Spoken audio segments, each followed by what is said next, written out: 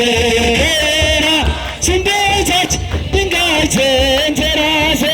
ሕልምንም አለመ ታላቁን ራእይ መሰላል ተተክሎ ከምድር እስከ ሰማይ ሲወጡ ሲወርዱ መላእክት በሰማይ እግዚአብሔር ያዕቆብ ከቤርሳቤህ ወደ ካራን ሲሄድ የለውም ነበረ አማካር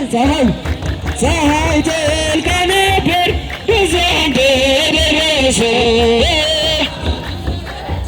ድንጋይ ተንተራሰ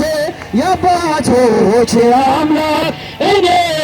እግዚአብሔር ነኝ ይህን ምድር ርስት እሰጥሃለሁ ዘር እንደ አሸዋ በምድር